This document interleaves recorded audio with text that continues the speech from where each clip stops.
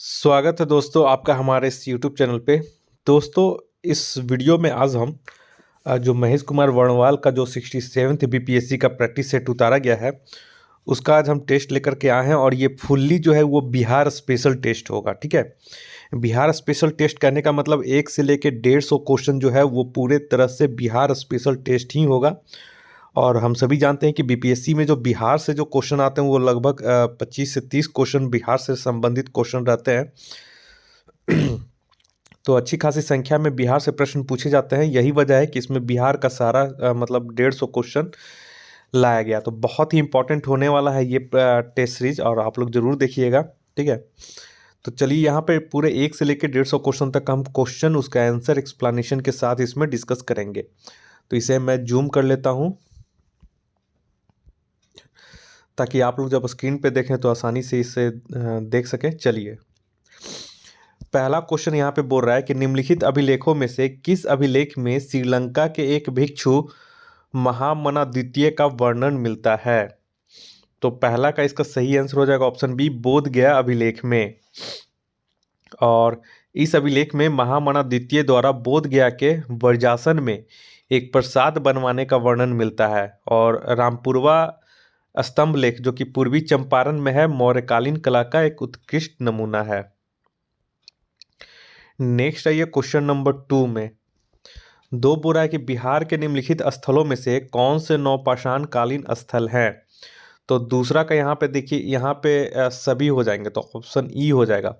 तो नौपाषाणीन में कौन कौन से हो जाएंगे, तो चेचर हो जाएगा। ठीक है, उसके बाद चेचर और कुतुबपुर दोनों जो है वैशाली में है। ठीक है, तो कुतुबपुर वैशाली में ये भी हो जाएगा। चिरान जो है सारण में ये भी हो जाएगा। मनेर पटना में है, ये भी हो जाएगा। और सेनुवार जो है ये आपका रोहतास में है, तो ये भी हो जाएगा। तो उपयुक्त में से एक से अधिक यानी सभी।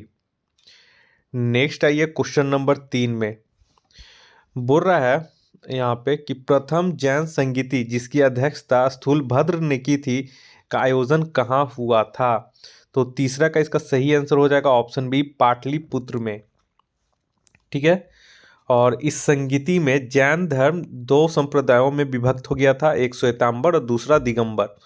वहीं अगर द्वितीय जैन संगीति पूछेगा तो द्वितीय जैन संगीति 512 ईस्वी में वल्लभी नामक स्थान पर देवर्धिगन क्षमा या श्रवण की अध्यक्षता में ये संपन्न हुआ था।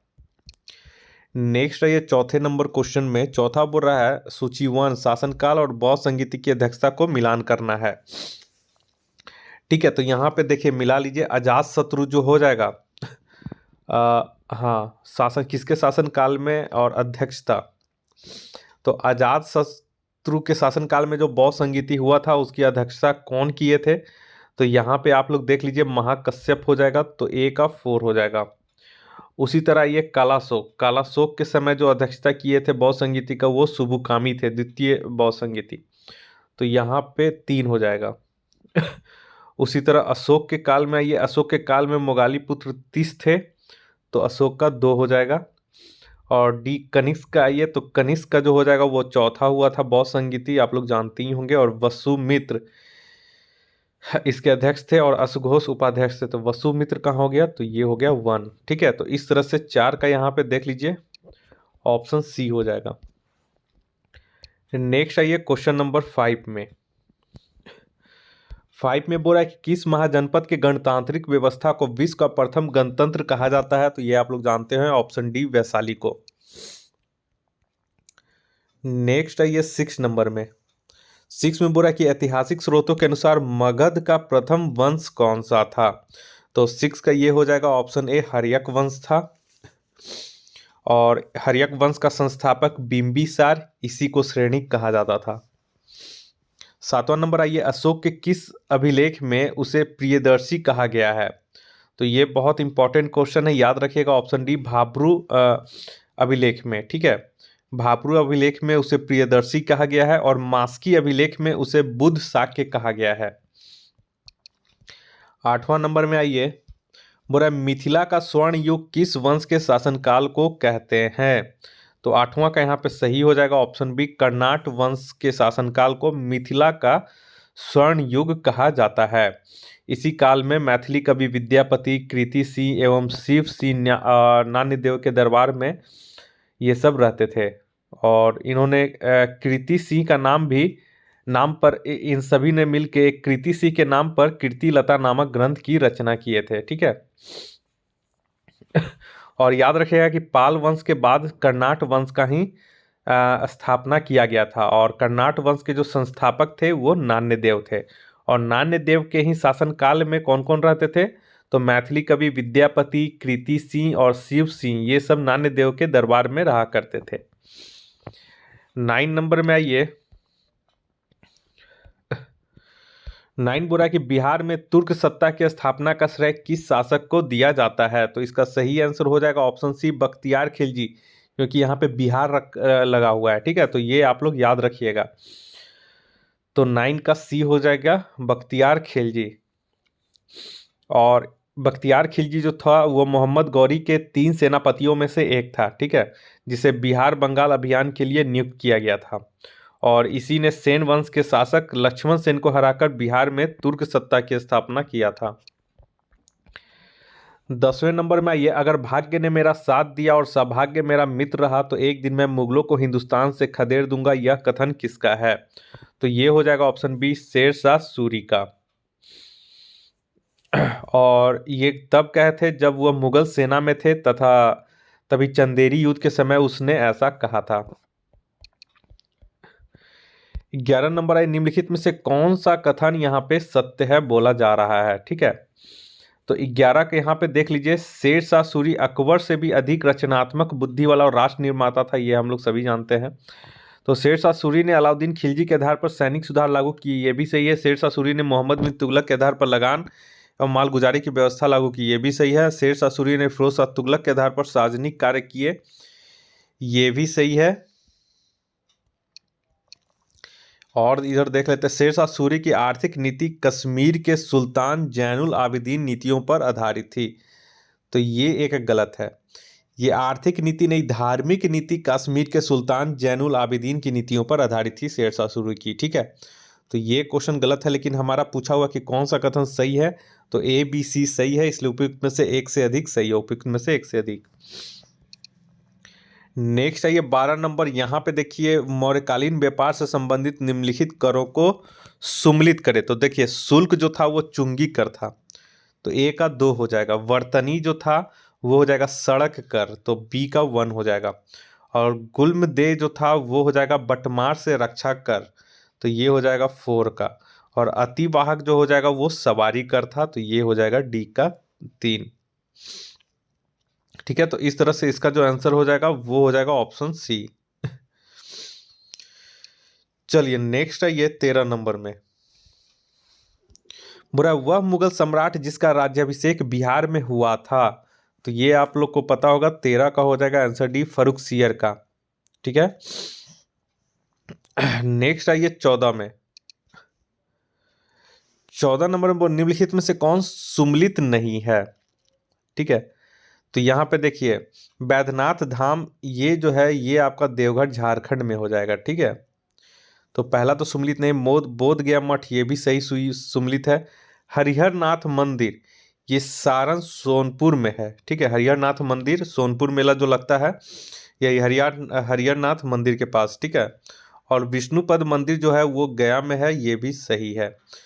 तो यहाँ पे गलत कौन कौन सा हो गया? ए और सी। ठीक है, तो उपयुक्त में से ई हो जाएगा, एक से अधिक। नेक्स्ट आइए 15 में। 15 बुरा, बिहार में सर्वप्रथम किस यूरोपीय कंपनी का आगमन हुआ था? तो 15 का इसका सही आंसर हो जाएगा ऑप्शन ए, पुर्तगालियों का यहाँ पे सर्वप्रथम आगमन हुआ था। नेक्स्ट आइए 16 नंबर में। थोड़ा सा स्पीड बढ़ेंगे दोस्तों ताकि 150 क्वेश्चन है। ठीक है, रेगुलेशन 8 किस विद्रोह से संबंधित है? तो 16 का इसका यहाँ पे सही हो जाएगा ऑप्शन सी, कोल विद्रोह से ये संबंधित है। और इसमें जनजातीय क्षेत्र का प्रशासनिक व्यवस्था किया गया था। नेक्स्ट आइए 17 नंबर में। 17 बोरा की किस विद्रोह को गंगा नारायण हंगामा भी कहा जाता है? तो ये हो जाएगा ऑप्शन बी, भूमिज विद्रोह को। ठीक है, 17 का बी हो जाएगा। नेक्स्ट आइए 18 नंबर में। 18 नंबर में बोल रहा है कि S.C. राय की पुस्तक द मुंडाज में वर्णित सरदारी आंदोलन का मूल्य उद्देश्यों में कौन सा इसमें से शामिल नहीं था। तो 18 का यहाँ पे देखिए ऑप्शन ई हो जाएगा। क्यों? क्योंकि एक चीज इसमें देख लीजिए कि ईसाई धर्म के व्यापक प्रचार प्रसार के विरुद्ध कई जनजातियों के द्वारा अपने संप्रदाय में सुधार आंदोलन चलाया गया था, जिसमें सरदारी आंदोलन जो था, ठीक है, वो इसमें था। और फिर एक और था, इन्हीं आंदोलनों में से एक था सरदारी आंदोलन जो हुआ था, वो 1859 से लेकर 1881 तक चला था। और इसका उल्लेख S.C. राय ने अपनी पुस्तक द मुंडाज में किया। वास्तव में यह भूमि के लिए एक लड़ाई थी और इसका मूल उद्देश्य जो था वो जमींदारों को बाहर निकालना था। तो यहाँ पे देखिए बोला कि कौन सा मूल उद्देश्य में शामिल नहीं था, तो इसमें सभी मूल्य उद्देश्य में शामिल थे, तो इसलिए इसमें से कोई ऑप्शन मैच नहीं कर रहा, तो ऑप्शन ई हो जाएगा। नेक्स्ट आइए 19 नंबर में। 19 में बोला कि वर्ष 1857 के विद्रोह में बिहार का कौन सा भाग अप्रभावित रहा था। तो यहाँ पे हो जाएगा ऑप्शन ए, मुंगेर जो था वो अप्रभावित रहा था 1857 के समय। और बिहार में यह आंदोलन उस समय 12 जून 1857 को देवघर जिले के रोहिणी नामक स्थान पे हुआ था। तो अब रोहिणी जो हो गया है वो वर्तमान में झारखंड में चला गया है, ठीक है। नेक्स्ट आइए 20 नंबर में। 20 में बोला कि वर्ष 1885 में W.C. बनर्जी की अध्यक्षता में हुए प्रथम कांग्रेस अधिवेशन में बिहार से कितने प्रतिनिधियों ने भाग लिया था। ठीक है, तो 20 का यहाँ पे ऑप्शन हो जाएगा ऑप्शन ई। क्यों? क्योंकि 1885 में जब कांग्रेस का प्रथम अधिवेशन हुआ तो उस समय बिहार से एक लोग भी भाग नहीं लिए थे, एक भी भाग नहीं लिए थे, 0 हो जाएगा। तो उपयुक्त में से कोई नहीं। 21 नंबर में आइए, बोरा कि निम्नलिखित विद्रोहों को उनके वर्ष से सम्मिलित करें। ठीक है, तो यहाँ पे देख लीजिए, भूमिज विद्रोह, तमाड़ विद्रोह, संथाल विद्रोह, कोल विद्रोह, वर्तमान ये सब झारखंड क्षेत्र के विद्रोह हैं, आदिवासी विद्रोह हैं। तो 21 में यहाँ पे आप लोग देख लीजिए, भूमिज जो विद्रोह हो जाएगा वो हो जाएगा 1832-33। तो इसका हो जाएगा ऑप्शन 3, यही भूमिज विद्रोह, गंगा नारायण का हंगामा भी इसको कहते हैं। अब उसके बाद यहाँ पे आ जाइए आप लोग, कोल विद्रोह। तो कोल विद्रोह हो जाएगा 1831-32, डी का 2। संथाल विद्रोह आ जाइए, संथाल विद्रोह हो जाएगा आपका 1855-56। तो ये हो जाएगा 4। बच गया है अब हमारा कौन, तमाड़ विद्रोह। तो ये हो जाएगा 1789 से 1794। तो इस हिसाब से यहाँ पे देख लें तो 21 का ऑप्शन बी हो जाएगा। नेक्स्ट आइए 22 नंबर में। 22 बोला, वर्ष 1922 में बिहार में आयोजित कांग्रेस के 37वें अधिवेशन की अध्यक्षता किसने की। तो 22 का इसका सही आंसर हो जाएगा ऑप्शन ए, चित्तरंजन दास। और बिहार का जो 37वां जो अधिवेशन हुआ था 1922 में, वो कहाँ पे हुआ था, तो वो गया में हुआ था। और पटना में जो बांकीपुर में हुआ था वो 27वां अधिवेशन हुआ था 1912 ईस्वी में। नेक्स्ट आइए 23 नंबर में, बोरा असहयोग आंदोलन के दौरान राहुल संकृत्यायन बिहार के किस क्षेत्र में सक्रिय थे। तो 23 का ये हो जाएगा ऑप्शन डी, छापरा, कहीं कहीं सारण ऑप्शन देता है, तो सारण हो जाएगा। 24 में ये बोरा असहयोग कार्यक्रम को क्रियान्वित करने के लिए बिहार में एक समिति का गठन किया गया था, इसके सदस्यों में से कौन एक शामिल नहीं थे। तो 24 के यहाँ पे ऑप्शन ई हो जाएगा। क्यों? क्योंकि इसमें जो सभी थे वो सभी इसमें शामिल थे। 25 नंबर में आइए, 25 में बोरा दिसंबर वर्ष 2021 में युवराज प्रिंस ऑफ वेल्स के पटना आगमन के बहिष्कार का निर्णय बिहार छात्र सम्मेलन द्वारा किसकी अध्यक्षता में किया गया था। तो 25 का ये हो जाएगा ऑप्शन सी, सरला देवी की अध्यक्षता में इसका निर्णय लिया गया था। 26 में आइए, बोरा डांडी मार्च के दौरान गांधी जी के 78 अनुयायियों में से बिहार के एकमात्र अनुयायी कौन थे। तो ये हो जाएगा option D, Girivardhari Chaudhary. Next आइए 27 नंबर में, बोल रहा है कि निम्नलिखित क्रांतिकारी योजनाओं में से किस योजना का संबंध केशव प्रसाद सिंह से था। तो 27 का इसका जो सही आंसर हो जाएगा वो आप लोग देख लें, वर्ष पहले एक एक करके देख लेते हैं, केशव प्रसाद सिंह से कौन सा था। तो ये सही था, वर्ष 1930 में इंपीरियल मेल को लूटने की योजना इनकी थी। पामरगंज रेलवे स्टेशन पर डाकघर के कैश को लूटने की योजना थी, ये भी सही है। डाल्टनगंज में रेल डकैती की योजना, ये भी सही है। और वर्ष 1932 में यहाँ पे बोल रहा है कि गया में मेरिदिथ और सहयोगी की हत्या की योजना थी। तो ये सभी इसकी हत्या मतलब योजना से संबंधित थी केशव प्रसाद सी से, तो इसका ऑप्शन ई हो जाएगा। ठीक है, नेक्स्ट आइए। नेक्स्ट आइए 28 नंबर में। 28 नंबर बोल रहा है कि व्यक्तिगत सत्याग्रह के बारे में निम्नलिखित में से कौन सा विकल्प सत्य है। तो 28 का यहाँ पे देख लीजिए, 27 नवंबर 1940 को बिहार में श्री कृष्ण सी इसके प्रथम सत्याग्रही बने, ये सही है। उसके बाद बिहार में दूसरे सत्याग्रही अनुग्रहण बने, ये भी सही है। और व्यक्तिगत सत्याग्रह का नारा भारतीय राष्ट्रीय कांग्रेस के 97वें अधिवेशन में दिया गया था। तो यहाँ पे आप लोग 97, ये गलत है। ठीक है, यहाँ पे 53वां अधिवेशन में दिया गया था। 53वां अधिवेशन हुआ था, उसी में व्यक्तिगत सत्याग्रह का नारा दिया गया था। और इस सत्याग्रह में बिहार के कुछ महिलाओं ने भी भागीदारी की, तो ये भी सही है। तो यानी कि यहाँ पे कौन सा कथन सत्य है, तो ए सत्य है, बी सत्य है और डी सत्य है। तो एक से इसमें अधिक हो जाएगा, इसलिए ऑप्शन इसका ई हो जाएगा। नेक्स्ट आइए 29 नंबर में। 29 में बोला कि भारत छोड़ो आंदोलन के दौरान बिहार से शहीद होने वाले प्रथम व्यक्ति थे।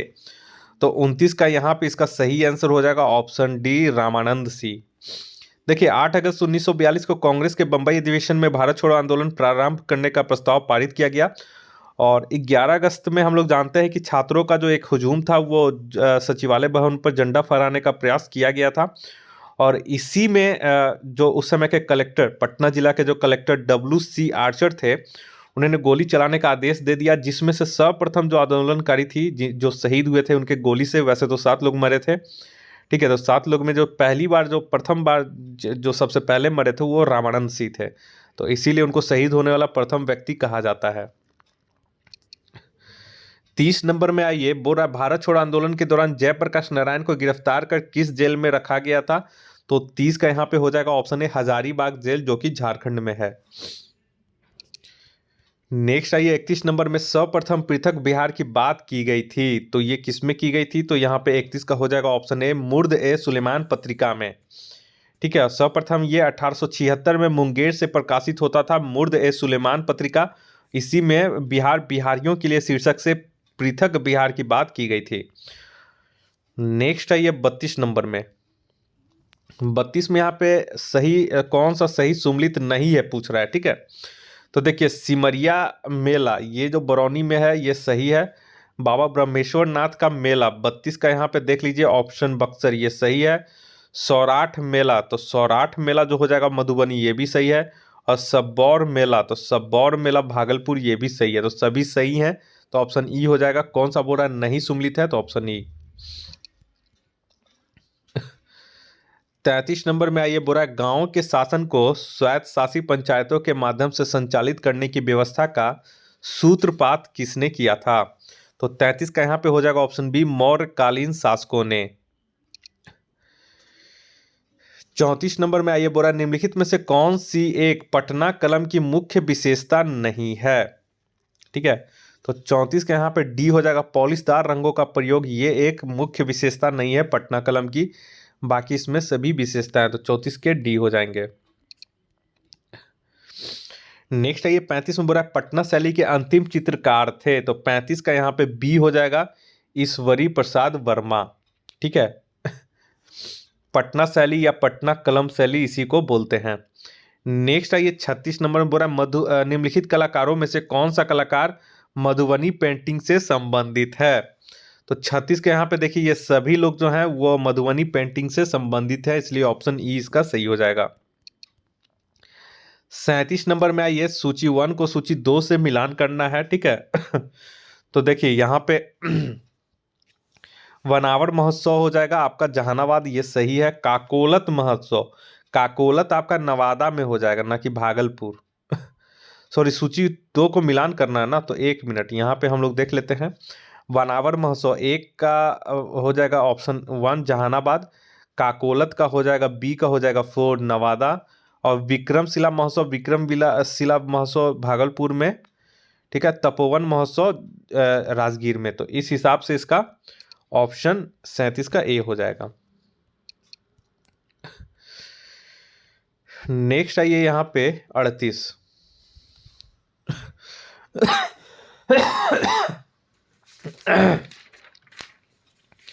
38 में बोल रहा है कि निम्नलिखित में से बिहार का कौन सा जिला सर्वाधिक औसत वर्षा वाला जिला है। तो ये हो जाएगा ऑप्शन सी किशनगंज।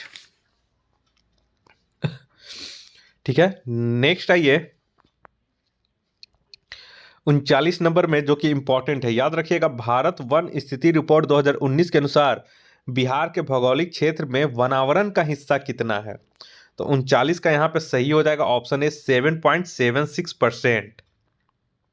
ठीक है, और अगर वनावरण क्षेत्र पूछेगा तो 7,306 वर्ग किलोमीटर। नेक्स्ट है ये 40 में बोल रहा है सूची 1 को सूची 2 से मिलाना है, तो सर्वाधिक जनसंख्या घनत्व वाला जिला कौन सा है। तो सर्वाधिक जनसंख्या घनत्व पूछेगा तो शिवहर, 1 का 2 हो जाएगा। ठीक है, सबसे कम लिंगानुपात वाला पूछ रहा है तो मुंगेर हो जाएगा जिला। सर्वाधिक महिला साक्षरता पूछ रहा है तो सी का 4 हो जाएगा। सबसे कम दशक की वृद्धि दर वाला पूछ रहा है जिला तो गोपालगंज हो जाएगा। तो इस हिसाब से 40 का यहाँ पे ऑप्शन बी हो जाएगा। ठीक है, चलिए नेक्स्ट है 41 नंबर में, बोला कि चंपारण कृषि जांच समिति की रिपोर्ट में किन सिफारिशों की बात की गई थी।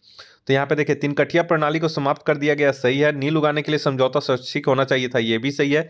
नील पौधों की बिक्री दर किसानों द्वारा निर्धारित होनी चाहिए, ये भी सही है। और इसकी अवधि 3 वर्ष से अधिक नहीं होनी चाहिए, ये भी सही है। तो ऑप्शन ई इसका सही हो जाएगा, 1 से अधिक। 42 नंबर में आइए, बोला निम्नलिखित में से कौन सी नदी सोन नदी की सहायक नदी नहीं है। तो 42 का यहाँ पे सही आंसर हो जाएगा ऑप्शन डी, फल्गु नदी जो है वो सोन नदी की सहायक नदी नहीं है। बाकी सभी गोपद, कन्हर, रिहन जो है सोन नदी की सहायक नदी है। और सोन नदी दक्षिण बिहार की सबसे प्रमुख नदी है और इसका उद्गम स्थल मध्य प्रदेश के अमरकंटक के निकट है। नेक्स्ट आइए 43 में, बोरा निम्नलिखित कथनों को ध्यानपूर्वक पढ़े एवं प्रश्न का उत्तर दें। तो 43 का यहाँ पे आप लोग देख लें, यह मिट्टी नदियों के, अच्छा कौन सी कौन सी मिट्टी की विशेषताएं हैं बताना है। तो यह मिट्टी नदियों के किनारे तटबंध के रूप में पाई जाती है। इसका गठन हल्का एवं रंग भूरा होता है। यह चूना प्रधान मिट्टी है और इस मिट्टी के प्रमुख फसल मकई, जौ, सरसों एवं मिर्च आदि है। तो यहाँ पे देखिए 43 का जो हो जाएगा ये हो जाएगा ऑप्शन बी कगारी मिट्टी, जो कि गंगा नदी के दक्षिणी तट, सोन, पुनपुन, फल्गु आदि नदियों के किनारे मोटी कॉर्प के रूप में ये विकसित होती हैं। पूछा हुआ भी ये क्वेश्चन है। ठीक है, 44 नंबर में आइए। 44 में बोला है कि निम्नलिखित में से बिहार के किस जिले में सबई घास का उत्पादन होता है। तो 44 का ये हो जाएगा ऑप्शन ए भागलपुर में। 45 में आइए, बोरा बिहार में स्थित कांवड़ झील पक्षी अभ्यारण्य के संबंध में निम्नलिखित में से कौन से कथन असत्य हैं। तो 45 का यहाँ पे देखिए बी जो है केवल असत्य है, बाकी सभी इसमें सत्य है। बोरा वर्ष 1988 में से पश्चिमी बिहार का दर्जा दिया गया, ठीक है, जो कि गलत है। इससे जो दर्जा मिला था 1989 में, ठीक है, 1989 में दर्जा मिला था। चलिए नेक्स्ट आइए 46 नंबर में, बोरा कस्वा, मंदारजी, शाही आदि निम्नलिखित में से किसकी एक प्रमुख किस्म है। तो शाही शब्द लग गया, आप लोग समझ गए होंगे, ऑप्शन ए लीची हो जाएगा। नेक्स्ट आइए 47 में, बोरा इंद्रधनुष क्रांति का संबंध निम्नलिखित में से किससे है। तो 47 का यहाँ पे हो जाएगा ऑप्शन डी कृषि से। इंद्रधनुष क्रांति पूछ रहा है इसलिए कृषि से है, ठीक है, इंद्रधनुषी क्रांति। नेक्स्ट आइए 48 नंबर में, बोला बिहार की सिंचाई का प्रमुख साधन क्या है। तो यहाँ पे हो जाएगा ऑप्शन बी नलकूप है। नलकूप करीब करीब 63.46% है और सेकेंड नंबर पे नहर है 20.2%। नेक्स्ट आइए 49 नंबर में, 49 नंबर बोला बिहार की सोन घाटी परियोजना से सर्वाधिक लाभान्वित जिला कौन सा है। तो 49 का ये हो जाएगा ऑप्शन सी रोहतास जो है वो सर्वाधिक इससे लाभान्वित जिला है सोन घाटी परियोजना से, ठीक है। और बिहार का प्रथम बृहद सिंचाई परियोजना जो था वो सोन परियोजना था, जिसका निर्माण वर्ष 1874 में किया गया था। नेक्स्ट आइए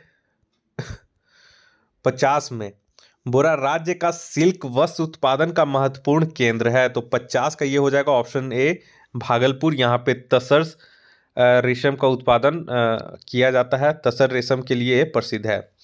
51 नंबर में आए निम्नलिखित अनुसंधान केंद्रों को उनकी स्थिति के अनुसार सम्मिलित कर उनका कूट का चयन कीजिए। तो देखिए यहाँ पे केंद्रीय आलू अनुसंधान केंद्र हो जाएगा पटना में, मक्का अनुसंधान केंद्र जो हो जाएगा वो आपका हो जाएगा बेगूसराय, और लीची अनुसंधान केंद्र जो हो जाएगा मुजफ्फरपुर, और आलू अनुसंधान केंद्र हो जाएगा नालंदा। तो इस तरह से करके 51 का जो हो जाएगा वो हो जाएगा आपका ऑप्शन ए। चलिए नेक्स्ट आइए 52 में, बोल रहा है बरौनी तेल शोधक कारखाने की स्थापना किस देश के सहयोग से की गई थी। तो 52 का यहाँ पे हो जाएगा ऑप्शन बी, रूस और रोमानिया के सहयोग से 1964 ईस्वी में। 53 में आइए, बोल रहा है कि बिहार में सीमेंट उद्योग के लिए प्रसिद्ध नगर है। तो 53 का यहाँ पे हो जाएगा ऑप्शन ए हो जाएगा डालमिया। ठीक है, डालमिया नगर में सीमेंट उद्योग की स्थापना हुआ था, जो कि रोहतास के बंजारी और डालमिया का जो नगर है वो सीमेंट के उत्पादन के लिए प्रसिद्ध था। यहाँ पे सूची 1 को सूची 2 से मिलान करना है। ठीक है, तो कैमूर पहाड़ी क्षेत्र हो जाएगा चूना पत्थर के लिए, जूट उत्पादन में हो जाएगा पूर्णिया का क्षेत्र, चीनी उद्योग हो जाएगा मढ़ौरा, और तसर रेशम भागलपुर अगर रहे भागलपुर भी होगा, बांका यहाँ पे है तो बांका हो जाएगा। ठीक है, तो इस हिसाब से इसका सही ऑप्शन जो हो जाएगा 54 का ऑप्शन ए हो जाएगा। नेक्स्ट आइए 55 में, बोला निम्नलिखित में से कौन सा जिला सूखा प्रबंधन क्षेत्र कार्यक्रम से संबंधित है। तो 55 का यहाँ पे हो जाएगा ऑप्शन सी, रोहतास और नवादा। सूखा प्रबंधन क्षेत्र कार्यक्रम DPAP यानी DPAP। ठीक है, नेक्स्ट आइए 56 में, पूरा निम्नलिखित में से कौन सा स्थान अभ्रक से संबंधित नहीं है। तो 56 के यहाँ पे हो जाएगा ऑप्शन डी, बंजारी। ठीक है, बंजारी रोहतास जिला में स्थित है और यह डोलामाइट खनिज के लिए प्रसिद्ध है। 57 में आइए, बोरा सच्चिदानंद सिन्हा बिहार के किस जिले से संबंधित हैं। तो 57 का यहाँ पे सही हो जाएगा ऑप्शन सी, आरा से ये संबंधित हैं, और बंगाल से बिहार को पृथक करने में इनका महत्वपूर्ण योगदान है। और एक चीज नोट कर लीजिएगा सच्चिदानंद सिन्हा के बारे में कि 1936 में सच्चिदानंद सिन्हा पटना विश्वविद्यालय के प्रथम गैर सरकारी वाइस चांसलर नियुक्त किए गए थे। 58 में आइए, सूची 1 को सूची 2 से मिलान करना है। तो डोमकच क्या हो जाएगा। तो डोमकच जो हो जाएगा वो विवाह अवसरों पर गाया जाने वाला गीत है। वहीं विजमैल जो हो जाएगा वो राजा विजमल की वीर गाथा का वर्णन करता है। और चोंचर जो है वो चोंचर जो है धान रोपते समय मजदूरों द्वारा गाया जाता है, और गाथा गीत जो है वो विविध लोक कथाओं पर आधारित होता है।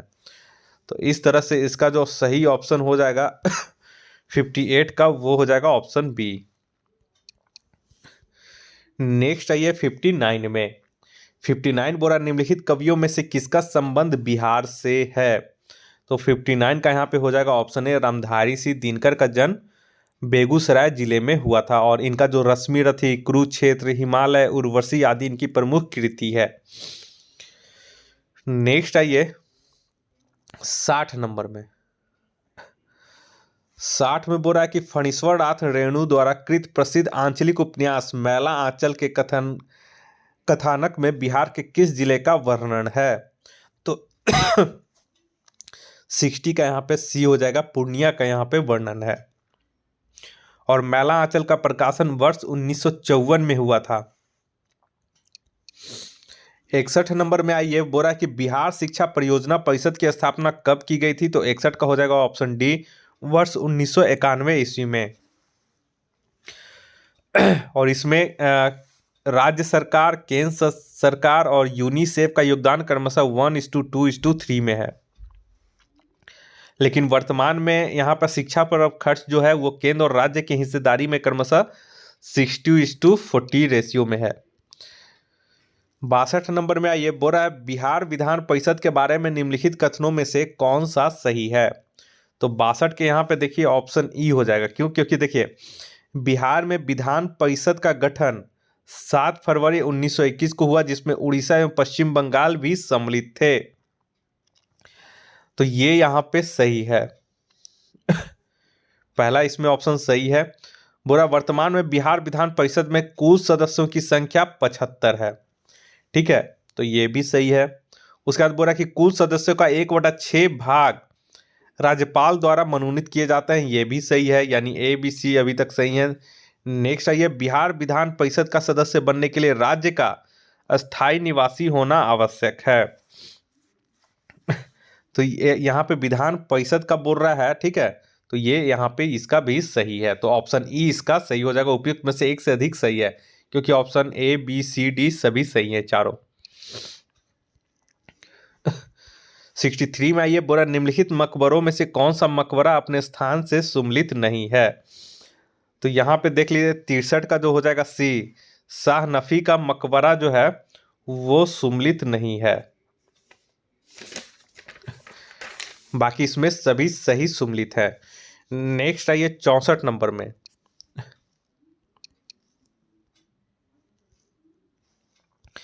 बोला गांधी जी के प्रथम सत्याग्रह आंदोलन से पहले चंपारण में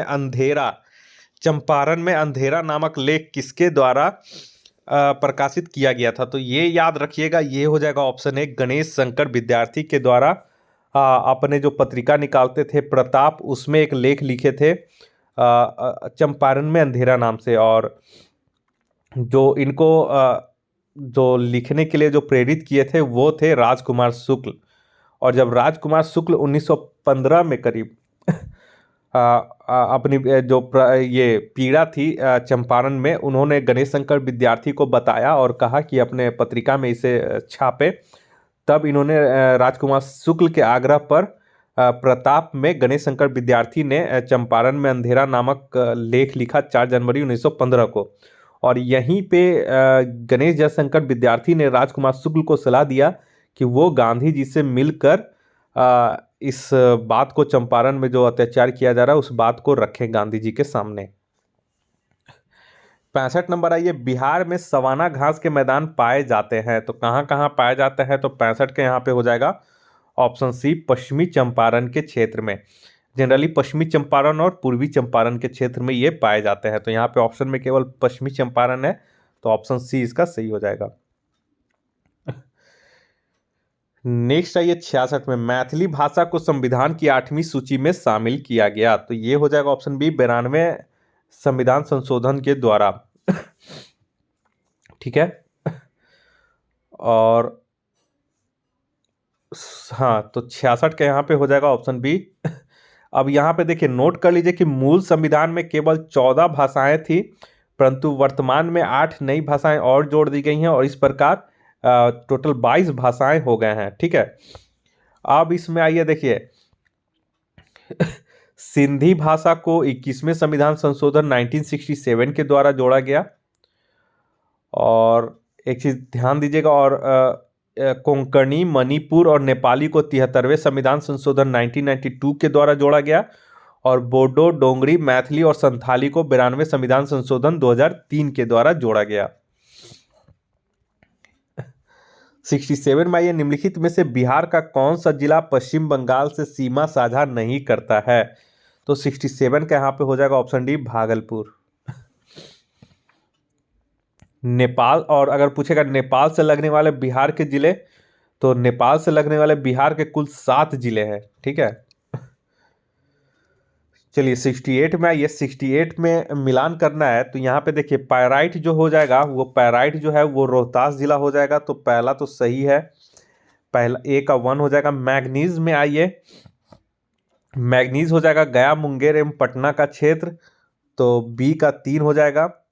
उसी तरह यूरेनियम आया, यूरेनियम का देखिए, तो यहाँ पे यूरेनियम जो हो जाएगा वो गया के अखबारी क्षेत्र में हो जाएगा, सी का 4। और अभ्रक हो जाएगा नवादा जिले के पूर्वी भाग से लेकर झारखंड तक, तो इसका जो 68 का सही ऑप्शन हो जाएगा वो हो जाएगा ऑप्शन सी। नेक्स्ट आइए 69 में,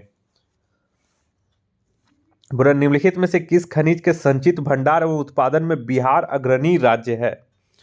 तो 69 का यहाँ पे हो जाएगा ऑप्शन सी, पैराइट के क्षेत्र में। और करीब 95% पैराइट का संचित भंडार एवं उत्पादन बिहार में होता है।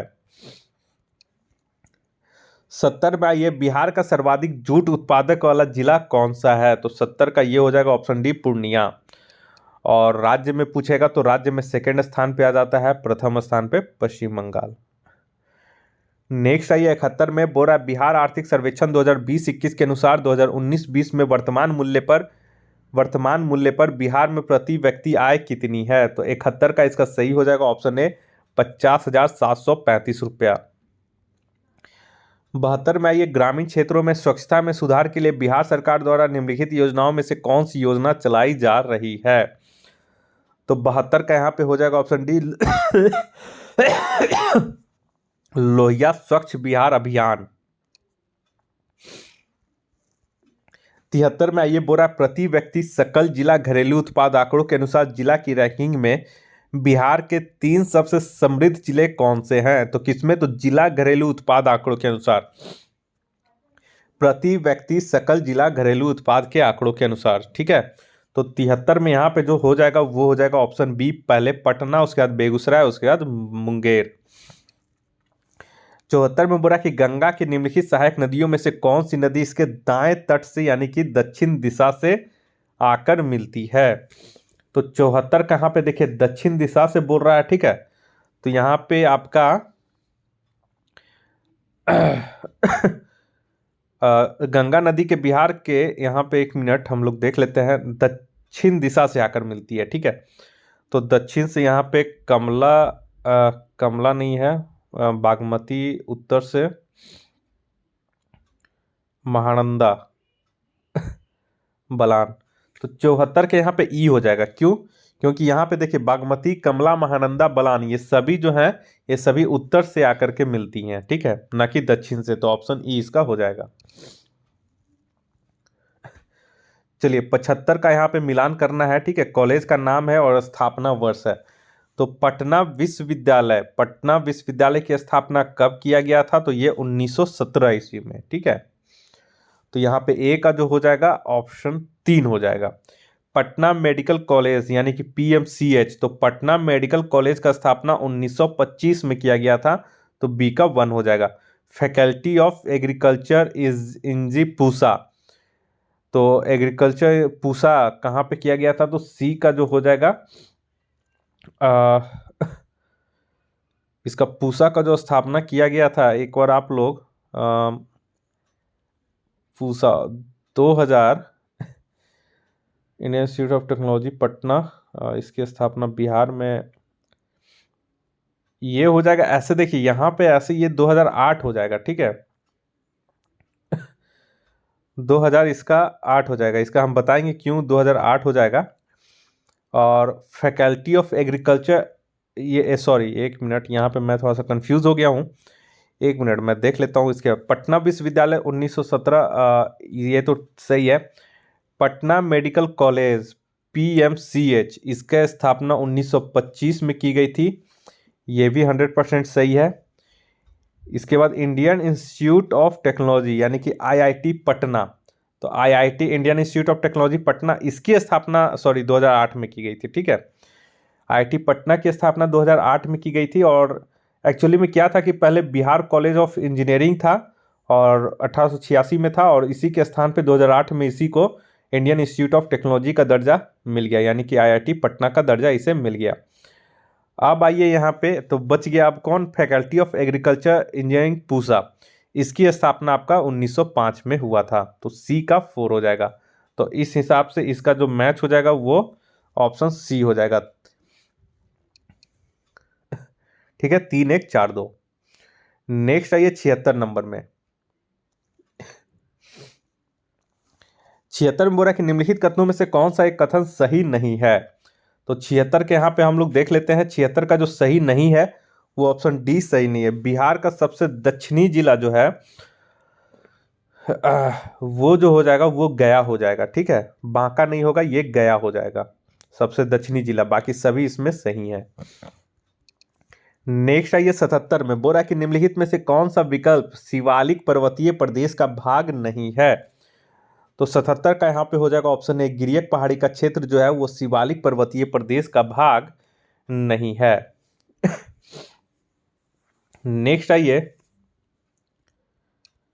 78 नंबर में बोला कि छोटा नागपुर पठार और गंगा के दक्षिणी मैदान के मिलन क्षेत्र में कैमूर से भागलपुर तक एक संकीर्ण पट्टी के रूप में पाया जाता है। इसे लाल पीली मिट्टी के नाम से भी जाना जाता है। इसी मिट्टी में हल्के कंकड़ लाल रंग की अधिकता होती है। साथ ही साथ इस मिट्टी की प्रकृति जो है वो अम्लीय होती है।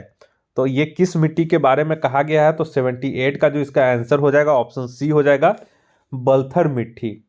ठीक है। और इस मिट्टी की जो प्रधान फसलें हैं वो मक्का और अरहर, चना और ज्वार बाजरा है। नेक्स्ट आइए 79 में बोल रहा है कि बिहार के निम्नलिखित गर्म जल कुंडों में से कौन सा कुंड अपने स्थान से सही सुमलित नहीं है? तो 79 का यहाँ पे सही आंसर हो जाएगा ऑप्शन सी, मखदूम कुंड कैमूर। ठीक है। तो मखदूम कुंड जो कैमूर हो जाएगा वो ये सही सुमलित नहीं है। चलिए नेक्स्ट आइए हाँ, मखदूमपुर, ये जो मखदूम कुंड जो है ये कहाँ पे अगर पूछेगा तो कहाँ पे हो जाएगा? तो ये राजगीर में है। ठीक है। नेक्स्ट आइए 80 नंबर में, यहाँ पे सुमलित करना है। ठीक है। जलप्रपात का नाम है और किस नदी पे है ये हमको सुमलित करना है। तो 80 का देखिए यहाँ पे सुखलदरी, तो सुखलदरी जो हो जाएगा ये कन्हर नदी पे हो जाएगा। कन्हर नदी कहाँ? रोहतास में। तो सुखदरी जलप्रपात कन्हर नदी पे है रोहतास में। उसके बाद है धुआं कुंड। तो धुआं कुंड जो है इसको हम लोग एक बार देख लेंगे। ठीक है। जियार कुंड देख लीजिए। तो जियार कुंड जो है वो फुलवरिया भोजपुर में हो जाएगा। फुलवरिया नदी भोजपुर, तो जियार कुंड सी का 4 हो जाएगा। अब आइए देवरारी तो देवरारी भी यहाँ पे थोड़ा सा एक बार मैच कर लेना। धुआं कुंड आप लोग देख लीजिएगा, शायद में भी एक कर्मनसा नदी हो जाएगा। ठीक है। तो एक बार इसका आप लोग देख लीजिएगा, मुझे इसमें कंफ्यूजन है तो एक बार ये आप लोग पे छोड़ दे रहे हैं 80 नंबर। ठीक है। नेक्स्ट आइए 81 नंबर में 81 बोल रहा है कि पश्चिमोन्मुखी सूर्य मंदिर स्थित है। तो ये कहाँ पे है? तो 81 का ये बी हो जाएगा, औरंगाबाद में। ठीक है। और यहीं पे आप लोग का सूर्य मंदिर है जहाँ पे छठ जो पूजा होता है, बहुत बड़ा छठ पूजा का आयोजन किया जाता है। 82 में आइए बिहार में प्राकृतिक गैस का उत्पादन किन जिलों में किया जाता है? तो 82 का यहाँ पे हो जाएगा option A, Purnia, Kishanganj, Katihar. Next आइए 83 में बिहार में स्थित कुकुटराम बिहार को किस सुंग वंशीय शासक ने बार बार नष्ट करने का प्रयास किया? तो 83 का यहाँ पे हो जाएगा ऑप्शन ए, पुष्यमित्र सुंग ने। 84 में ये बिहार में टर्शियरी चट्टानों का विस्तार निम्नलिखित में से किस जिलों में पाया जाता है? बहुत इंपॉर्टेंट क्वेश्चन है, पूछा हुआ है। तो 84 का ये हो जाएगा ऑप्शन सी, पश्चिमी चंपारण, पूर्वी चंपारण और सीतामढ़ी टर्शियरी चट्टानों का विस्तार है। 85 नंबर में आइए 85 में बोल रहा है कि केंद्र सरकार की महत्वाकांक्षी ऊर्जा गंगा परियोजना में बिहार का कौन से जिला लाभान्वित होंगे? तो ऊर्जा गंगा परियोजना में कौन से जिले लाभान्वित होंगे? तो 85 का यहाँ पे जो है वो हो जाएगा ऑप्शन ए, पटना। और यहाँ पे आइए 86 में आइए बोल रहा है कि बिहार आर्थिक समीक्षा वर्ष 2020-21 के अनुसार राज्य के आय के प्रमुख क्षेत्रों में से किस क्षेत्र के हिस्सेदारी में वर्ष 2019-20 में सर्वाधिक गिरावट दर्ज की गई है? तो 86 का देखिए प्राथमिक क्षेत्र में यहाँ पे जो है वो गिरावट दर्ज की गई है, वहीं पे तृतीयक क्षेत्र में वृद्धि दर्ज की गई है। नेक्स्ट आई 87 में बोल रहा है कि मई 2020 में लॉकडाउन के दौरान बिहार लौटे लगभग 20 लाख श्रमिक प्रवासियों में सर्वाधिक प्रवासी किस राज्य से आए थे? तो यहां पे हो जाएगा ऑप्शन बी, गुजरात से आए थे। नेक्स्ट आइए 88 में बोल रहा है कि बिहार आर्थिक समीक्षा वर्ष 2020-21 के अनुसार वर्ष 19-20 में बिहार में चावल उत्पादन करने वाले 3 अग्रणी जिलों का क्रम है। तो 88 का यहाँ पे देख लीजिए ऑप्शन डी हो जाएगा, पहले सबसे पहले रोहतास, उसके बाद औरंगाबाद, उसके बाद कैमूर है। नेक्स्ट आइए 89 में बोला बिहार में प्रति व्यक्ति ऊर्जा उपभोग है, ये इंपॉर्टेंट क्वेश्चन है। तो 89 में यहाँ पे CIA 332 किलोवाट आवर है। और अगर राज्य में कुल बिजली खपत बोले तो ये हो जाएगा आपका टोटल खपत 2898.8 करोड़ यूनिट। 90 नंबर में आइए, बोरा उपयुक्त कथनों में से कौन से सही है। ठीक है, तो 90 का यहाँ पे देख लीजिए ऑप्शन, यहाँ पे देखिए कौन कौन से सही है। तो यहाँ पे देख लीजिए, सकल राज्य मूल्यवर्धन के अनुसार प्राथमिक क्षेत्र के हिस्से में लगातार गिरावट आ रही है। ठीक है, तो अगर बात करें प्राथमिक क्षेत्र का हिस्सा, तो यहाँ पे 19.5 ये सही है। वर्ष 19-20 में सकल राज्य मूल्यवर्धन में द्वितीय क्षेत्र का हिस्सा, तो ये भी सही है। और वर्ष 19-20 में सकल राज्य मूल्यवर्धन में तृतीय क्षेत्र का हिस्सा 60.2%, ये भी सही है। तो 1, 2, 3 तीनों सही है। तो यहाँ पे ऑप्शन में ई हो जाएगा, एक से अधिक, क्योंकि 1, 2, 3 तीनों सही है। 91 में आइए, बिहार में बाल बजट की प्रक्रिया कब से शुरू की गई। तो 91 का इसका सही आंसर हो जाएगा ऑप्शन सी, वर्ष 2015-16 से इसकी शुरुआत की गई है। नेक्स्ट आइए 92 में, बोला बिहार में पहली बार जेंडर बजट पेश किया गया। ये आप लोग नोट कर लीजिएगा, ऑप्शन बी हो जाएगा, वर्ष 2008-9 में जेंडर बजट पेश किया गया। नेक्स्ट आइए 93 में, 93 में बोल रहा है कि इनमें से कौन सा कथन बिहार की महत्वाकांक्षी योजना निश्चय 2.0 में शामिल नहीं है। तो 93 का यहाँ पे देखिए, 93 का जो है इसमें सभी जो है वो महत्वाकांक्षी योजना निश्चय 2.0 में शामिल है। तो ऑप्शन इसमें ई हो जाएगा।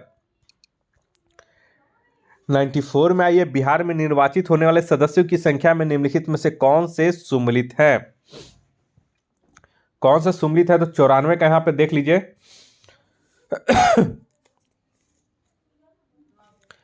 तो निर्वाचित होने वाले सदस्यों की संख्या में यहाँ पे देख लीजिए, एक चीज है कि राज्यसभा के सदस्यों की संख्या 16 है, बिहार से सही है।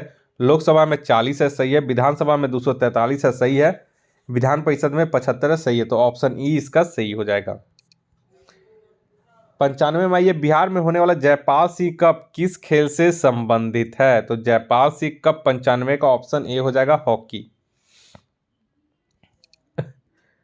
नेक्स्ट आइए, बिहार की प्रमुख सिंचाई परियोजनाओं में से कौन सा सम्मिलित नहीं है।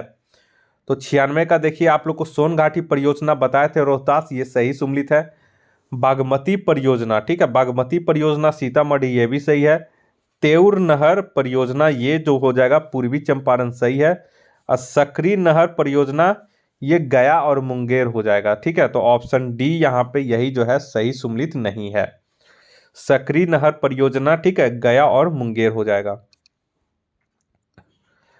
97 नंबर में ये जयप्रकाश नारायण अंतर्राष्ट्रीय हवाई अड्डा कहाँ पे है। तो 97 का इसका सही हो जाएगा ऑप्शन बी, पटना में है। ठीक है,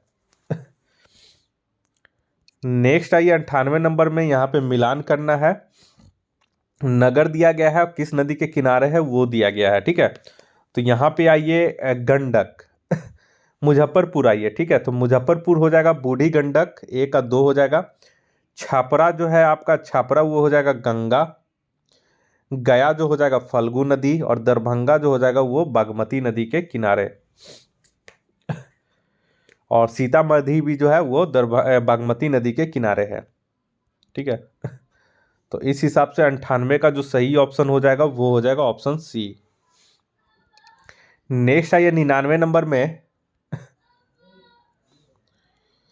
99 बोला कि बिहार के प्रमुख प्रतीक चिन्हों में निम्नलिखित में से कौन सम्मिलित नहीं है। तो 99 का यहाँ पे देख लें आप लोग, 99 का डी जो है राजकीय पशु, ये सही सम्मिलित नहीं है। क्यों? क्योंकि जो राजकीय पशु जो है वो बैल है ना कि गाय। 100 नंबर में ये बोल रहा है, बिहार में क्षेत्रीय ग्रामीण बैंकों की संख्या कितनी है। तो यहाँ पे ध्यान देने की बात यह है कि बिहार में अब केवल 2 ही क्षेत्रीय ग्रामीण बैंक है। एक है दक्षिण बिहार क्षेत्रीय ग्रामीण बैंक, जो कि पंजाब नेशनल बैंक द्वारा प्रायोजित है, और एक है उत्तर बिहार क्षेत्रीय ग्रामीण बैंक, जो कि यूनाइटेड कमर्शियल बैंक के द्वारा प्रायोजित है।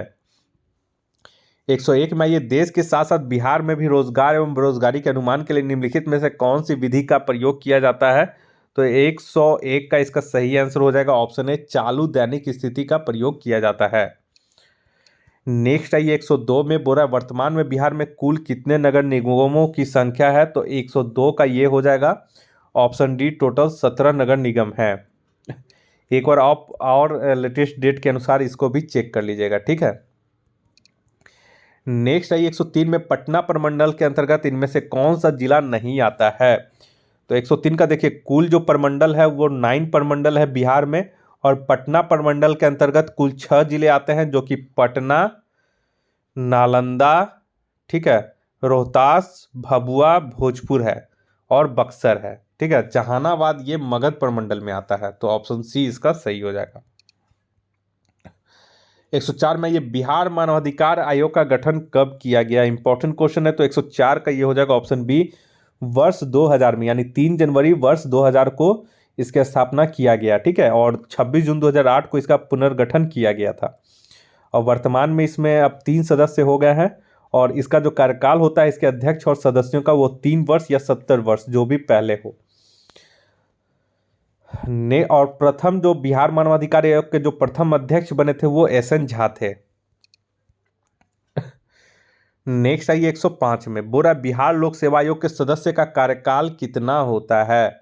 तो बिहार लोक सेवा आयोग का कार्यकाल कितना होता है, तो ये हो जाएगा ऑप्शन सी 6 वर्ष का। 106 में आइए, केवल बिहार में उपजाई जाने वाली आम की प्रजाति है। तो 106 का इसका सही हो जाएगा ऑप्शन ए, सफेदा जो है वो केवल बिहार में ही उपजाई जाती है। सफेदा और जर्दालू बोले तो वो बिहार की ही किस्म है। 108 में बोला कि बिहार का वह कौन सा क्रांतिकारी था जिसने सितंबर 1928 में Hindustan socialist Republican army HSRA की बैठक में भाग लिया। तो ये था फणींद्रनाथ घोष। 107 का जो सही हो जाएगा ऑप्शन डी हो जाएगा, फणींद्रनाथ घोष। लेकिन बाद में क्या किए कि इन्होंने दगाबाजी कर दिए क्रांतिकारियों के साथ, और अंग्रेजों के साथ मिल गए और गवाह बन गए, और इसी के गवाही के उपरांत भगत सिंह, सुखदेव और राजगुरु को फांसी की सजा दी गई। बाद में इस धोखेबाजी का जो था बदला बैकुंठ शुक्ल ने फणींद्रनाथ घोष को मारकर इस गद्दारी की सजा उन्हें दी, और जिसके कारण बैकुंठ शुक्ल को भी 1934 में फांसी की सजा दे दी गई। नेक्स्ट आइए 108 में बोल रहा है कि निम्नलिखित में से किस विदेशी यात्री ने नालंदा विश्वविद्यालय में अध्ययन किया था। तो 108 का हो जाएगा ऑप्शन बी, हेवेन स्वांग। और इसकी एक प्रमुख पुस्तक है CU की, ठीक है। और हेन स्वांग को ही यात्रियों का राजकुमार कहा जाता है। नेक्स्ट आइए 109 नंबर में, गंडक नदी बहुउद्देशीय परियोजना के संबंध में असत्य कथन की पहचान करें। तो ऑप्शन ए इसका जो है वो असत्य कथन हो जाएगा। देखिए, गंडक नदी घाटी परियोजना बिहार, उत्तर प्रदेश और नेपाल की जो है वो संयुक्त परियोजना है, और इससे जो लाभान्वित जिले हैं वो चंपारण, मुजफ्फरपुर और दरभंगा और सारण है, ठीक है। तो ऑप्शन ए जो गलत है, बाकी इसमें सभी सही हैं। 110 में आइए, बोरा बिहार के किस क्षेत्र को भारत का उद्यान कहा जाता है। तो 110 के यहाँ पे हो जाएगा ऑप्शन सी, उत्तरी बिहार के तराई क्षेत्र को। नेक्स्ट आइए 111 नंबर में। 111 में बोल रहा है कि बिहार का कौन सा जिला सर्वाधिक रेशमी वस्त्रों का उत्पादन करता है। तो 111 का आप लोग को बता दिया था, ऑप्शन सी भागलपुर हो जाएगा। नेक्स्ट आइए 112 में, बिहार में पहली बार नगरीकरण का साक्ष्य किस काल से प्राप्त होता है।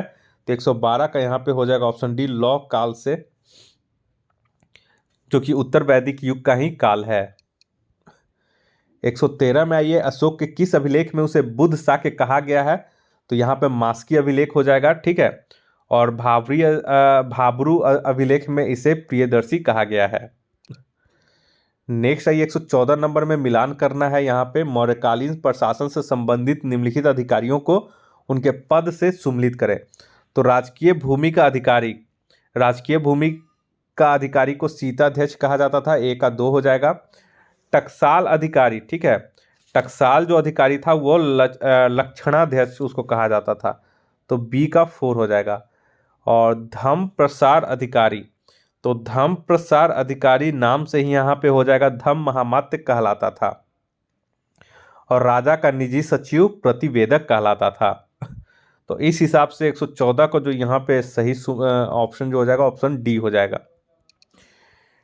नेक्स्ट है 115 में बोल रहा है निम्नलिखित में से कौन सुमलित नहीं है। तो 115 में यहाँ पे देख लीजिए देखिए तेलियागढ़ का युद्ध, ठीक है, तेलियागढ़ी का युद्ध तथा सकरी गली का युद्ध शेरशाह और महमूद शाह के मध्य लड़ा गया था। तो यहाँ पे हम लोग देख लेते हैं शेरशाह और महमूद शाह, तो ये तो सही है, पहला तो सही है। चौसा का युद्ध, आइए चौसा का जो युद्ध लड़ा गया था वो 26 जून 1539 को लड़ा गया था हुमायूं और शेरशाह, ये भी सही है। बिलग्राम का युद्ध, बिलग्राम का जो युद्ध हुआ था वो आपको यहाँ पे देख लें, ये भी सही है। और बाबर और शेरशाह, सकरी गली का युद्ध शेरशाह और महमूद शाह के मध्य लड़ा गया था। डी सिकरी गली, थोड़ा सा यहाँ पे मैं कंफ्यूज कर रहा हूँ, ठीक है, शेरशाह तो था ही, यहाँ पे कौन सा बाबर था या नहीं था एक बार यहाँ पे हम चेक कर लेंगे, ठीक है। तो इसका एक बार आप लोग को हम टेलीग्राम में इसका अपडेट कर देंगे, ठीक है, बढ़िया से इसका पूरा डेट वाइज हम आपको बता देंगे। थोड़ा सा ध्यान से उतर गया है, ठीक है चौसा को बता दिया। बिलग्राम तो आप लोग जानते हैं कि बिलग्राम का युद्ध जो हुआ था 17 मई 1540 को हुआ था, लेकिन और सब थोड़ा सा डिटेल में हम आपको इसका चेक कर लेंगे। ऐसे अगर आपके पास पुस्तक है तो 115 का एक बार आप लोग चेक कर लीजिएगा। नेक्स्ट आइए 116 में बुरा मुगलकालीन बिहार में इनमें से प्रशासन की सबसे छोटी इकाई थी। तो सबसे छोटी इकाई कौन सी थी? तो 116 का जो हो जाएगा, देखिए आईने अकबरी के अनुसार बिहार जो था, बिहार प्रांत सुबह 7 सरकारों यानी कि जिला में बटा हुआ था, ठीक है। और इसमें सरकारों को 119 परगनों में विभाजित किया गया था और परगनों के नीचे कई गांव आते थे। तो गांव यहाँ पे देख लीजिए, गांव नहीं दिया गया है तो गांव नहीं दिया गया है, तो जो ऑप्शन चूज करना है तो उसमें सबसे छोटा इसमें से परगना था, ठीक है। और परगना से नीचे अगर गांव रहता तो फिर गांव हो जाता। नेक्स्ट आई 117 में बिहार में नाखास पिंड चलो का नारा कब दिया गया? तो ये सविनय अवज्ञा आंदोलन का दिया गया था उस समय। यहाँ पे नाखास पिंड बिहार में एक जगह का नाम है, पटना के पास है, और यहाँ पे नमक बनाने के लिए लोगों को नाखास पिंड चलो का नारा दिया गया था 118 नंबर में ये डंडा हमारे पास है लगान कैसे लोगे का नारा किसने दिया था? तो 118 का यहाँ पे सही हो जाएगा, ऑप्शन डी हो जाएगा, स्वामी सहजानंद सरस्वती ने दिया था ये नारा, ठीक है। और स्वामी सहजानंद सरस्वती ने 2 पुस्तक लिखा है। पहला पुस्तक है the other side of the shield और दूसरा है rent reduction in Bihar how it works, ये दोनों पुस्तक है, ठीक है। 119 में ये पक्षियों के संरक्षण की संस्कृति को बढ़ावा देने के लिए बिहार के पहले राजकीय पक्षी उत्सव कलरव का आयोजन कहाँ किया गया? तो ये जमुई में किया गया। यहाँ पे एक जमुई जिला में झाझा में एक स्थित है पक्षी अभ्यारण्य, नागी नकटी पक्षी अभ्यारण्य, यहीं पे किया गया था। 3 दिनों का ये उत्सव था।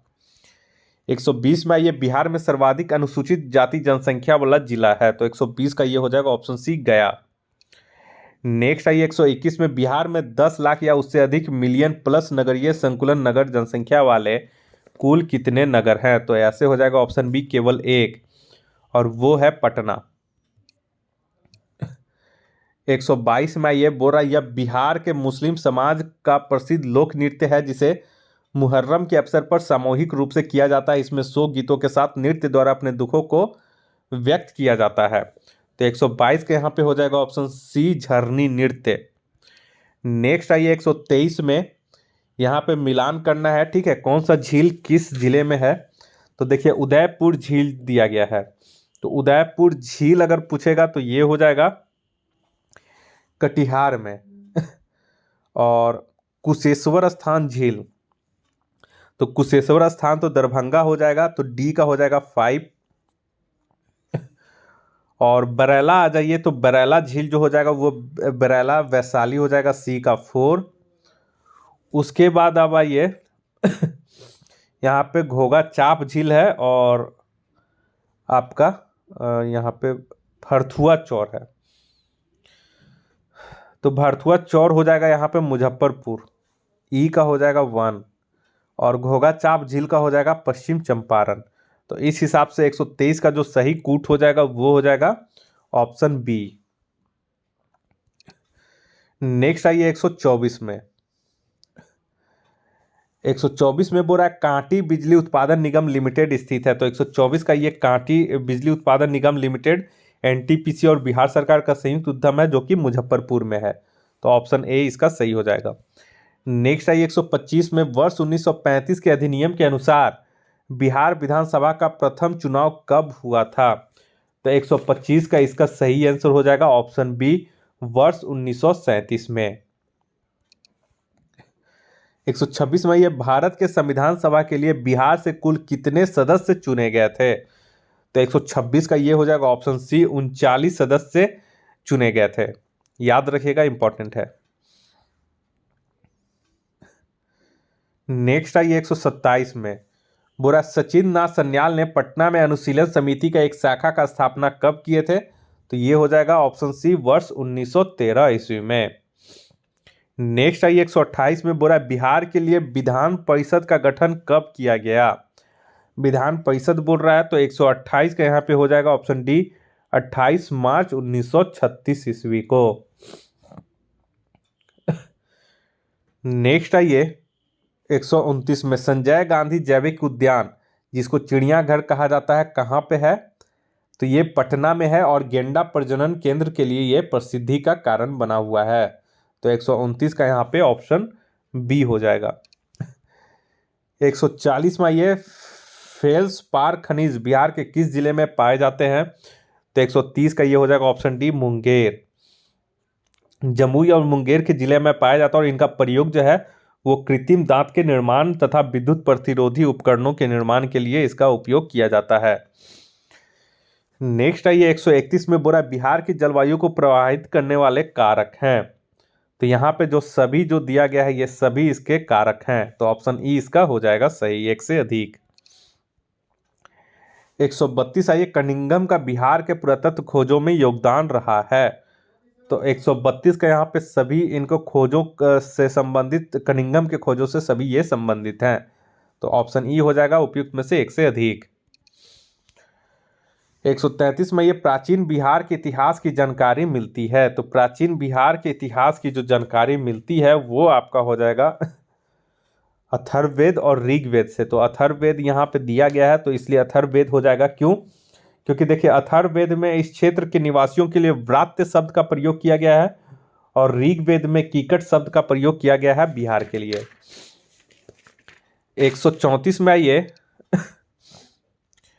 134 में यहाँ पे सुम्मिलित करना है, ठीक है। तो यहाँ पे हम लोग देख लेते हैं, हम लोग यहीं पे सुम्मिलित कर लेते हैं। तो देखिए वाल्मीकि वन्य जीव अभ्यारण्य, तो वाल्मीकि वन्य जीव अभ्यारण्य ये तो आपको पता होगा, पश्चिम चंपारण हो गया।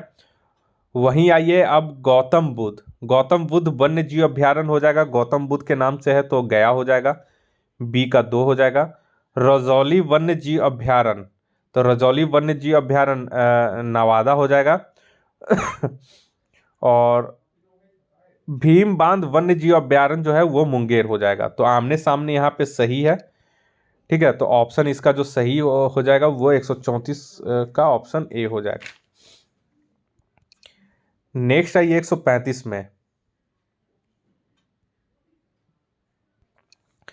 नेक्स्ट आइए 135 में बोल रहा है कि राज्य में कुल कितने कृषि जलवायु क्षेत्र हैं। तो कृषि जलवायु क्षेत्र पूछेगा तो ये हो जाएगा ऑप्शन बी, 3 कृषि जलवायु क्षेत्र हैं। उत्तर पश्चिमी कृषि जलवायु क्षेत्र, उत्तर पूर्वी कृषि जलवायु क्षेत्र और दक्षिण पूर्वी कृषि जलवायु क्षेत्र।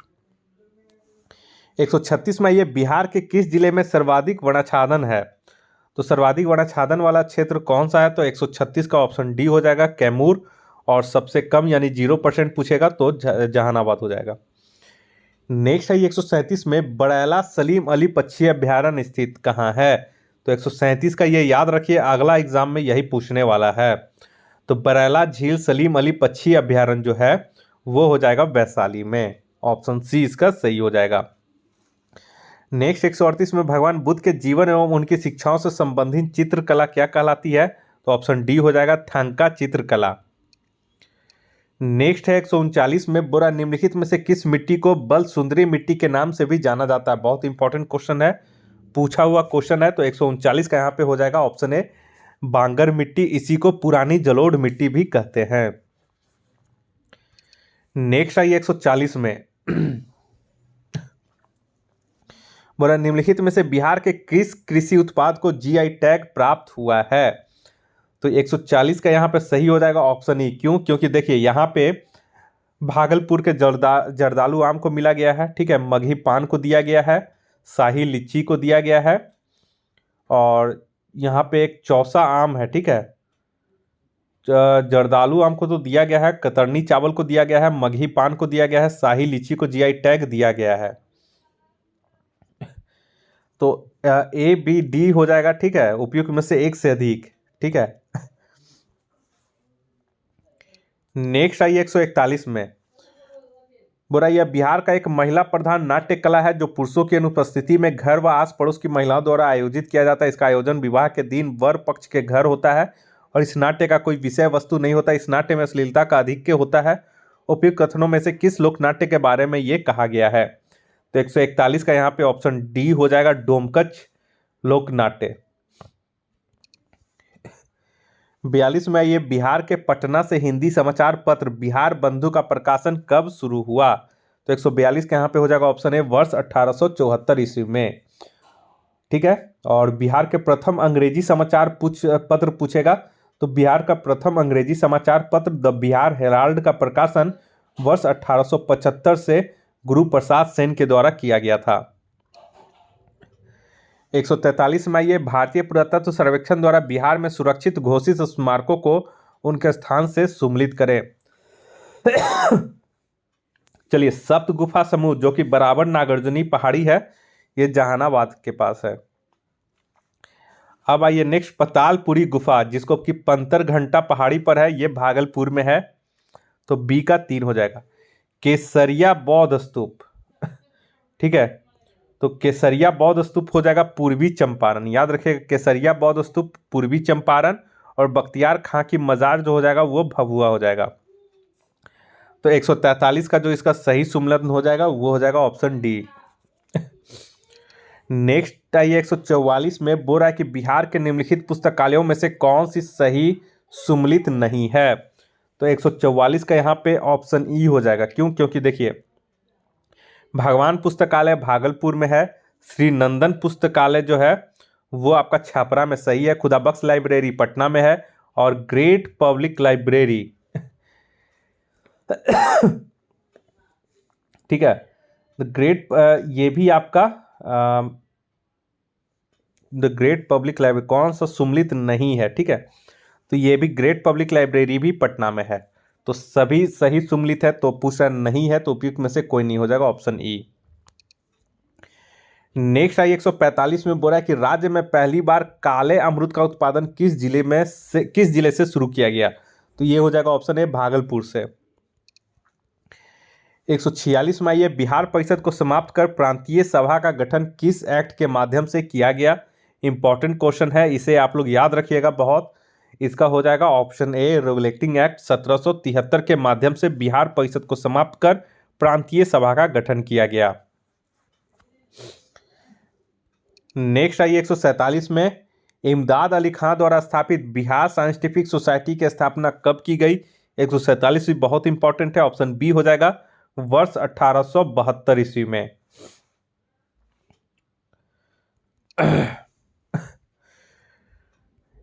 चलिए 148 में आइए, बोल रहा है बिहार में रेलवे विद्युत इंजन कारखाना कहाँ स्थित है? तो रेलवे विद्युत इंजन कारखाना पूछेगा तो 148 का इसका ऑप्शन डी हो जाएगा मधेपुरा में। नेक्स्ट आइए 149 में, बोला निम्नलिखित में से किस फसल के उत्पाद में बिहार का प्रथम स्थान नहीं है? तो 149 के यहाँ पे सी हो जाएगा, जूट में सेकेंड स्थान है, बाकी लीची, मखाना और महुआ इस सभी में बिहार का प्रथम स्थान है। और इस टेस्ट का और इस इंपॉर्टेंट टेस्ट का आखिरी क्वेश्चन है 150 नंबर, भारत का सर्वोच्च नागरिक सम्मान भारत रत्न निम्नलिखित में से किसे नहीं मिला है? तो 150 का यहाँ पे ऑप्शन ई हो जाएगा। क्यों? क्योंकि देखिए, भारत का सर्वोच्च नागरिक सम्मान भारत रत्न अभी तक केवल टोटल लगता है 48 विभूतियों को दिया गया है, जिनमें से 4 का संबंध बिहार से है। एक है विद्याचंद्र राय, ठीक है, जिनको कि 1961 में दिया गया है भारत रत्न। उसके बाद है डॉक्टर राजेंद्र प्रसाद, जिनको 1962 में दिया गया है। तीसरे हैं लोकनायक जयप्रकाश नारायण, इनको जो भारत रत्न दिया गया है 1998 में। और उसके बाद उस्ताद बिस्मिल्लाह खां को जो दिया गया है वो 2001 में भारत रत्न से सम्मान दिया गया है। तो इस हिसाब से इनको सभी को मिला गया है, तो ऑप्शन इसका ई हो जाएगा। तो इस तरह से करके ये बिहार का बहुत ही इंपॉर्टेंट टेस्ट कंप्लीट हो चुका है, जिसमें कि पूरे 150 जो क्वेश्चन थे वो आपके टोटल बिहार से संबंधित है। तो इस वजह से ये बहुत इंपॉर्टेंट सेट हो जाता है। तो आप लोग भी इस सेट को देख लें, तैयार कर लें।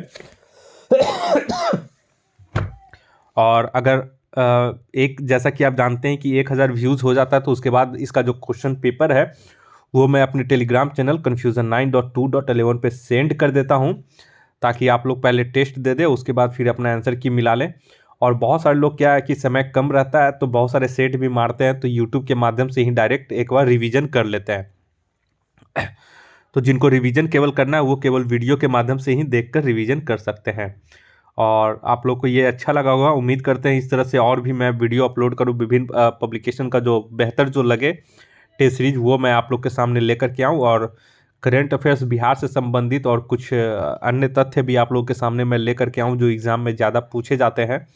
तो इस तरह से करके मैं विभिन्न समय में आप वीडियो अपलोड करूँगा, ताकि आप लोग को समान रूप से बीपीएससी के लिए और सीडीपीओ के लिए लाभ मिलता रहे। तो अगर पहली बार आप हमारे इस चैनल को देख रहे हैं तो कृपया करके आप हमारे इस चैनल को सब्सक्राइब कर लें, ताकि मैं कोई भी वीडियो अपलोड करूं तो उसका नोटिफिकेशन सबसे पहले आपके मोबाइल तक पहुंच सके। इस वीडियो को देखने के लिए आप लोग का बहुत बहुत शुक्रिया। आपका दिन मंगलमय हो। धन्यवाद।